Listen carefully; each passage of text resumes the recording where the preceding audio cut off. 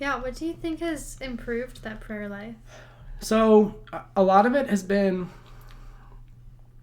like strong support systems, and this is not discounting my family or friends from high school, anything like that, because I grew up. I mean, I'm a cradle Catholic. I grew up in a family, 10 kids. We went to mass every week, and um, went to Catholic school my entire life. Prayed a family rosary every day. So the faith was very much there. And then I took a gap year after graduating high school in 2019, and I didn't really want to take the gap year too much. My parents were very much encouraging me to take the gap year, so I took it. Wanted to give back a little bit. Spent some time at a local grade school in Minnesota, and still not really able to I wasn't really taking my faith as my own. I was a little like, oh, why am I here? Like, maybe I shouldn't have taken this gap year. I just want to be off at college. Like, I see all my classmates off at college. And then in March of 2020, COVID shut everything down, and I went back home, and I saw everyone doing their classes online, and I was then thankful that I wasn't in school, because I realized, oh, I don't have to deal with this. But I didn't exactly realize the fruits that I gained from my time at that grade school that I was working at. And I was more just like, oh, I lucked out. I took a gap year, and then COVID hit, and I'm not stuck in school doing all these online classes. And then I went to Providence College for the next year. I started school after COVID had been around for maybe 6 months. I tried to start school and ended up. I was in quarantine when I moved in, and my roommates in quarantine that I was quarantining with, they were all nominally Catholic. I went to Providence College, a Catholic school. It's a struggling Catholic school. It's losing its identity, as a lot of Catholic schools are. And my roommates there were.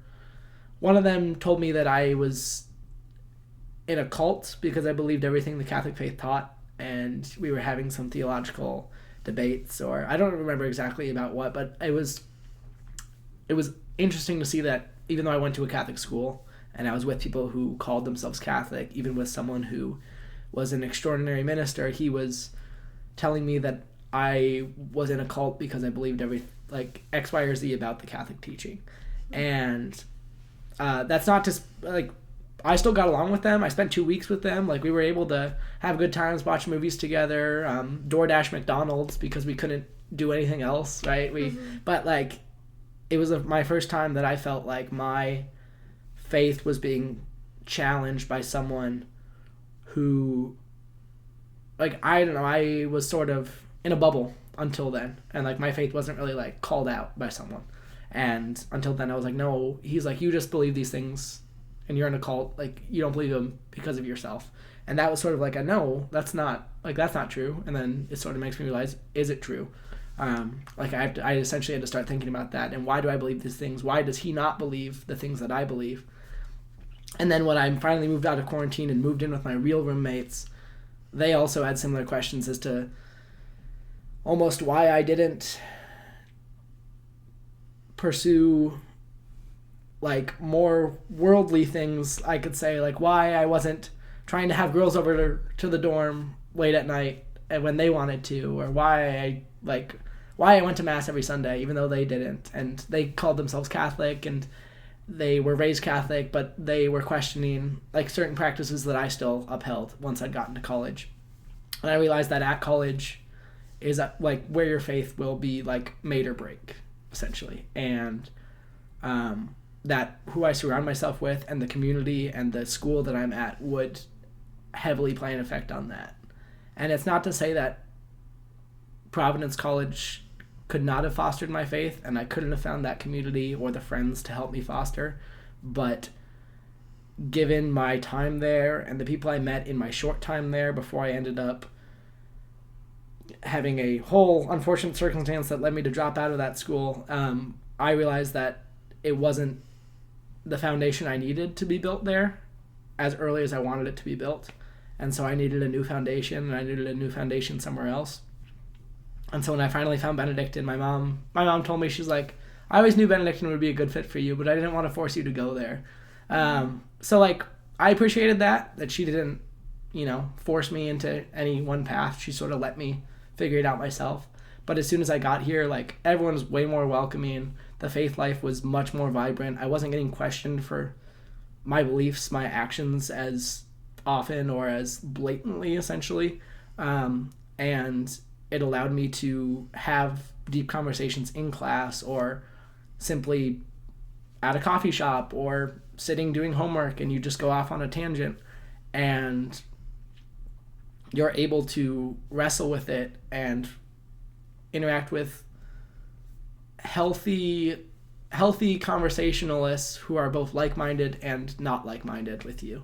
And Benedictine, like, we're very Catholic school. It's true, but that doesn't mean that there aren't people wrestling with the faith, people who have their grievances with it, and that it doesn't mean that they're not here, and it doesn't mean that they're not willing to talk or question or challenge. And I think that Benedictine, because of that challenge and because of the responses available to me for that challenge through adoration, confession, mass, like daily mass, just the friends here that I've made quickly, that are able to support me through challenges, whether they're in my faith or not. It's allowed me to essentially realize all of the good that comes with Catholicism in every aspect. Yeah, no, I feel the same about Benedictine, and I was having a conversation with somebody in the CAF, and it was something that's, like, pretty controversial, but because we go to Benedictine, we were, like, openly and fairly loudly talking about this topic, and it wasn't a big deal, because we knew, we even said, we're like, it's so weird that we could just, like, sit here and have this conversation and not have to worry about people around us being offended by it. And, I mean, I'm sure that there might be someone who walks by who would be offended by this conversation, potentially. But it's a much safer space to do that. Do you think it's going to be a culture shock for us to get out of Benedictine? Like, do you think we'll be faced with a lot of those, like, blunt attacks against our faith? I think that some people are going to have it worse than others, and some careers are going to have it worse than others. So the short answer is yes. Like, I think there's always going to be a culture shock when you finally step out of a Catholic school, like, and into the world, and you don't have these you don't have these support structures as readily available to you. Most likely you're not going to have daily confession or 24-hour adoration, or you're not going to be having as much free time to go to daily mass. Like, you actually, as much as people might not agree, you have a lot of free time in college. And, like, some people are like, I have no free time, I'm just studying all day. But if you think about how busy people are with families and jobs, you're not going to have as much free time. And when you don't have as much free time, making your faith life a priority in a culture that is so against the faith is going to be incredibly hard. And is going to test you. So when people are theology majors or theology and education, and they want to go into education, you're still theology and education, correct? Maybe? Halfway. Okay. A little bit. Probably not. Okay. But kind of. Yeah, I mean, because there's a heavy theology and philosophy major population here, which is great. They're great classes, but if they just end up teaching at Catholic schools, I think they might face less of a culture shock than those who are going into business and just want to go work at some Fortune 500 company and make a lot of money, and with money doesn't always come virtue necessarily. So everyone here will be facing trial and the culture, but some will have more support than others in the careers that they choose.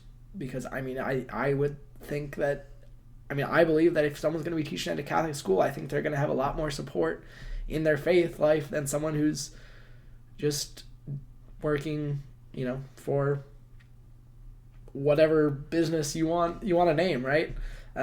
Business X, Y, or Z. And like me personally, my plan is to work in, I want to pursue marketing, and I want to work in like the sports business industry. So whether that's working with a professional hockey or soccer or baseball team on the business aspect of it, public relations, sponsorship and corporate relations, and partnership.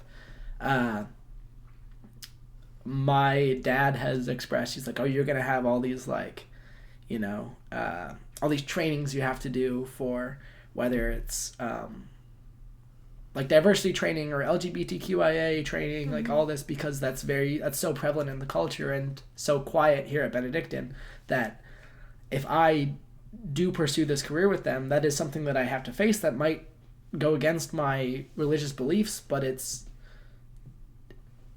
like something that I essentially have to recognize, okay, this is something that this corporation is valuing that I don't agree with, and it's almost a cost-benefit analysis, but looking at a corporation and who you're supporting with your work, and if you can't justify you spending your life supporting a company that doesn't align with your values, that's a personal choice that you're going to have to deal with, and something that I will likely have to deal with if I continue down this path.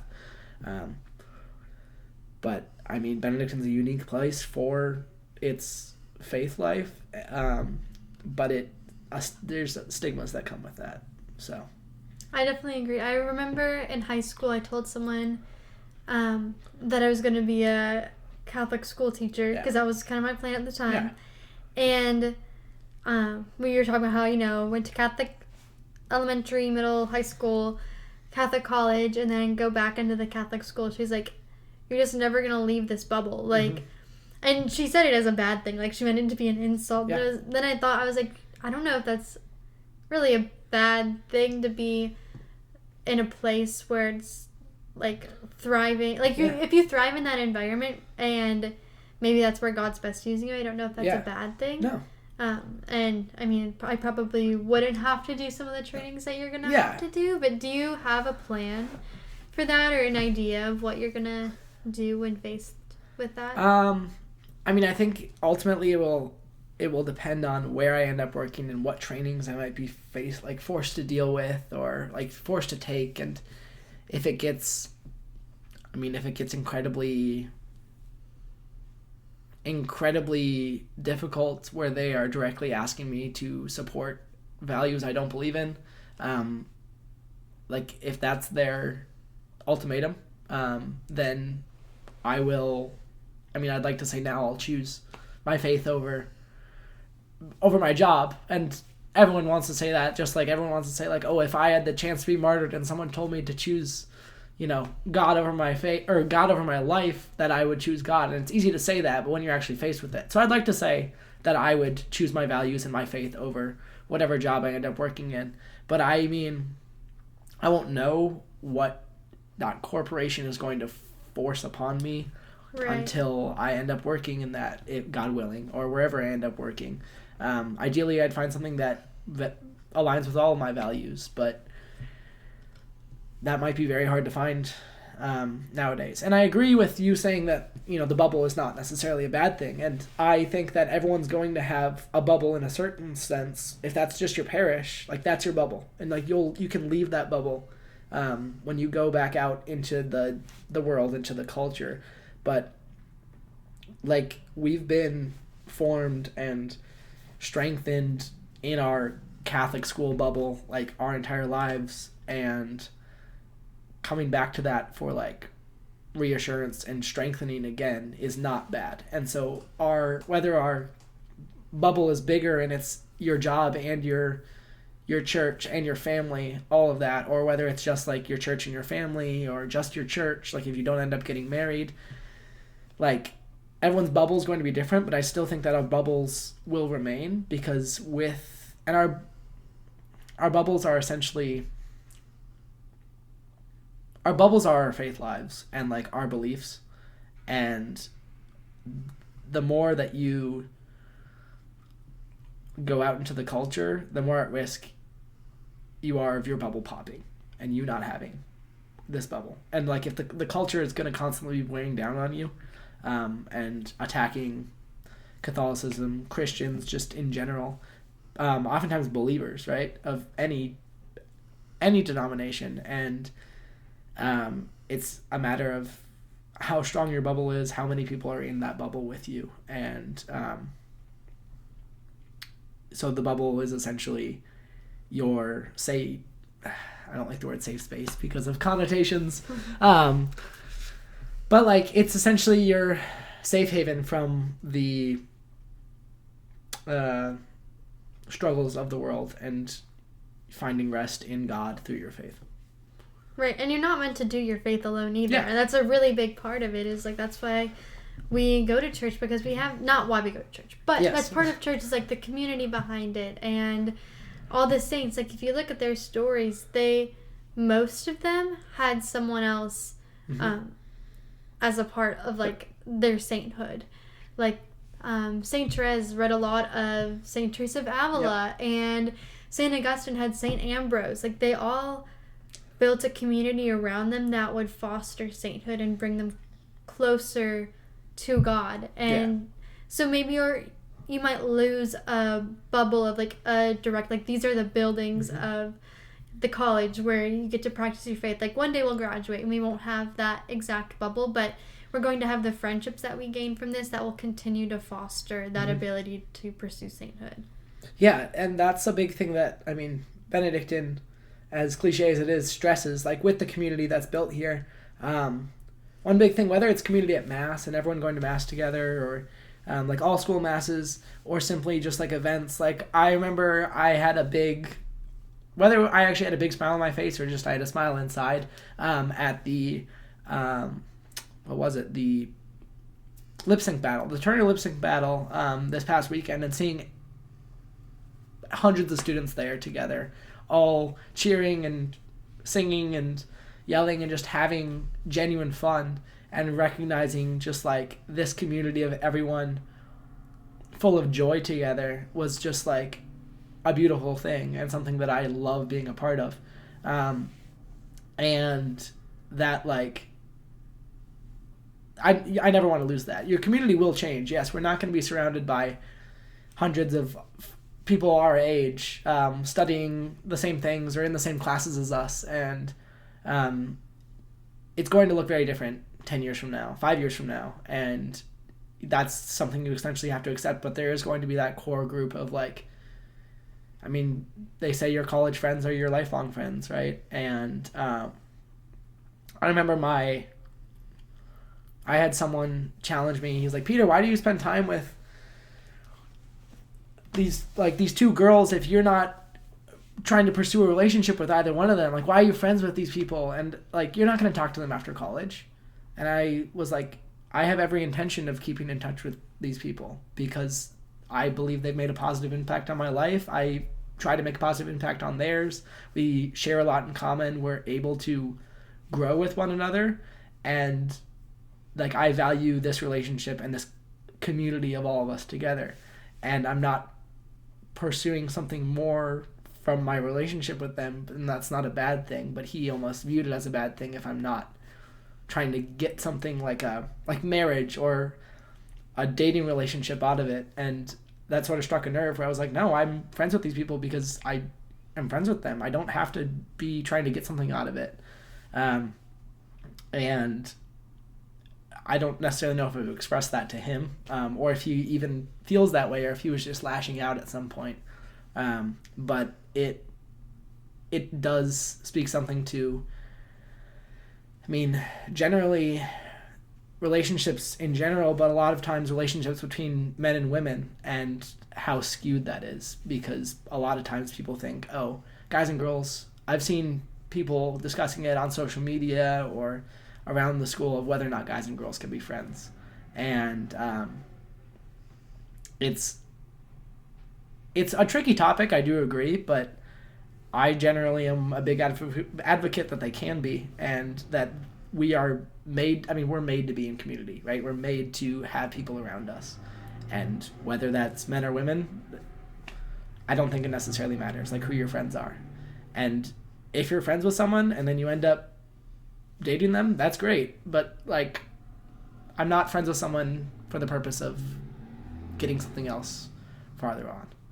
Yeah, and friendship isn't supposed to be something that's self-seeking anyways. Like, friendship is meant to grow in community together and, you know, give of yourself and be selfless towards that person. And, you know, whether that's listening to something that they're going through, or knowing that, you know, maybe they really need some M&Ms from Walmart that day, so you go get them M&Ms, like something simple like that, and just being there for them. I mean, that's what friendship is. It's not, I'm friends with this person because I want them to listen to my problems. Like, obviously that's a part of friendship is talking to each other, but you don't do it as a means to get something out of it. It's very much a me mentality that can come into play. Like, what can I gain from this friendship, and, you know, get out of it, and that oftentimes can, again, connecting it back to our relationship with God, that can come into it. If you're always asking God for something, and you only come to God when you feel like you have something to ask for him, right? And you're not coming to him out of thankfulness or out of simple conversation, or just talking to him about life, or listening to him and what he might have to say about anything. You're not truly in a relationship with God. It's one-sided, and you're trying to,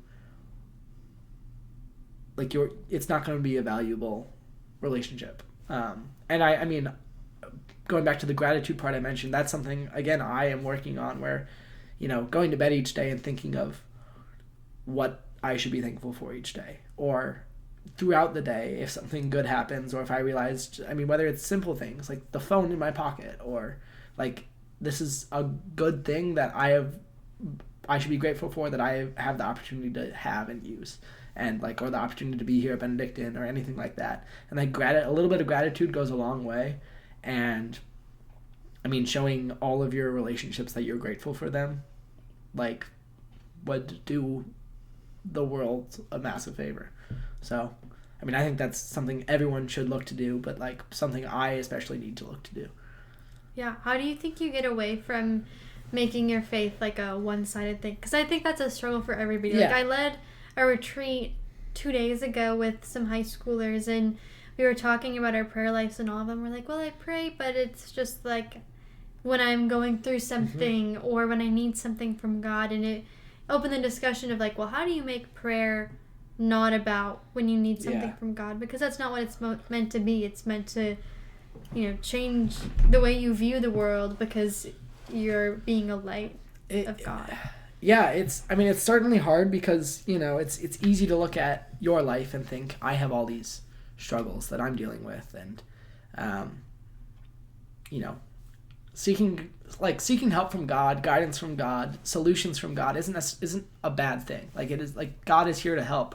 But I think a big thing is to look at what the purpose of our life is, and that is to know, love, and serve God. Essentially give God everything we have, and like, we have everything we are. And knowing that God can give us so much, because he has an endless amount to give. And we, looking at how much we've been given and trying to flip that on its head and essentially think, now it's my turn to try to give back to God in whatever way is possible. Because if you focus on the gratitude, which I admit is a struggle sometimes, you just get distracted and think about, woe is me, all of these bad things in my life, right? But if you're able to focus on the gratitude and you realize how much you've been given, one should hope your natural response is to want to give back, because you have been given so much, you feel like you deserve a response back to God. So maintain the mindset that God wants everything you are, and like your entire self dedicated to him because of how much he loves you, is sort of the mentality I think others should try to keep if you want to be able to give to God rather than simply ask and take. Yeah, I remember one of the best pieces of advice I was given when I was competing at Miss America was that you can't be grateful and nervous at the same time. And that stuck with me. Like, I learned that when I was 13 and competed, and that was the outgoing advice I gave when I finished my service as Miss Wisconsin's Outstanding Teen as an 18-year-old. And I think God gives us that grace of, you know, when I was standing backstage and I was like, oh shoot, I'm so nervous to go out and play my piano piece, and what if I mess up, and all this stuff. And it was turning those like what ifs into, wow, I'm so grateful God's giving me the opportunity to perform this piece, and I'm grateful that God gave me the talent to go out and do this, and I'm grateful for this opportunity. And flipping that mindset, really, it wasn't even like I think there is something like you actually can't be nervous and grateful at the same time, like some psychological thing, but it's also just a mentality shift in general of switching from focusing on the bad to turning that into like, this can be used for good, and offering that up. Yeah. It's tricky because, like, I mean, with offering up all of our things that we are good at is something that sometimes I struggle with, because I look at my life. I've talked to my mom and my sister about this, but I look at my life, I'm like, I'm not good at anything. I'm like, I'm okay at a lot of things. I'm like, I'm decent at like anything I try, but I'm not like amazing. And part of that might come into play with like work ethic, and being like, why are you not good at something? Because you're not dedicating the time to it, right? But I mean, the biggest thing that I try to do is, whether or not I'm like good at anything, I feel like one of my strengths is like people, and like spending time with people, and like I enjoy time with people, so it's a good on both sides. And what is it, St. John Bosco's quote about like something about like run, jump, have fun, but do not sin. I don't know exactly what the quote is, but it's something along those lines, and that like sort of speaks to me, because like life should be fun. Life should be spending time with people and having so much fun, and like that is like a joy, and I think a strength of mine of just being able to be like, yeah, I'm gonna have fun doing whatever we end up doing, right? As long as I'm with people. And like that's a good thing, and as long as you guys aren't sinning, like you like fun and joy and jokes and activities are all good things, and they should be enjoyed, and they should be enjoyed with people, and that's like, I think, my strength and one of the biggest joys I have in life. Yeah, it makes a lot of sense in my mind that you're talking so much about community, because I see you as someone who really likes to spend time with people, and you're really good at including everybody and talking with everyone. And like, I remember the first night we met, we literally just like sat there and talked for like a couple hours, and it was like such a great time, just because you're someone who is so extroverted in that way, and like you just really thrive off of having people around you, and I think that's a really beautiful thing of building up that community. Yeah, I think we're almost at an hour too, so is there like an overall message that you would love to give to people who are young people in faith?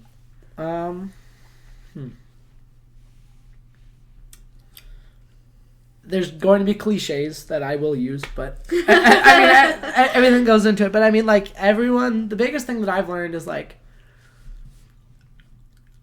everyone's life, and included in their life, their faith life, is a journey. And it goes at different paces. Sometimes it's going to speed up really rapidly, and like you feel like great, and then it's just going to like slow down. But like maintaining, like the biggest thing for me is maintaining friendships and community and experiences with like-minded people and stuff that fosters your beliefs, and making sure you are sure in your beliefs will go a long way. Because if you abandon, good friends are hard to find, like people that will stick with you, people that you want to stick with, that you're willing to wake up every day and recognize, this is someone that I want in my life, right? But if you find those people, you hold on to them, because they are essentially, they will form your community, and they will be in that bubble with you through your life.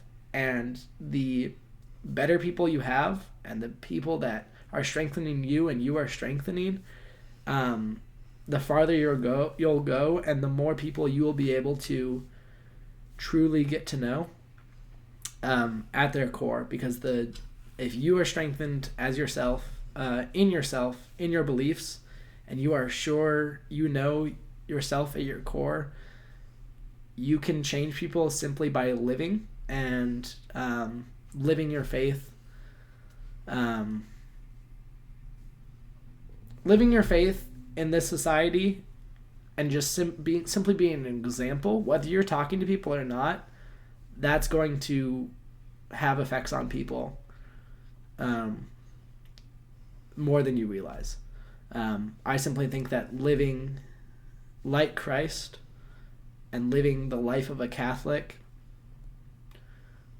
is the best example and sometimes the strongest force of change in other people's hearts. Yeah, I think you've been a really great example of living out your faith on this podcast, and you've had some really great advice. So thank you. I'm excited for people to listen to this. So thanks for coming on. Thank you. Looking forward to it.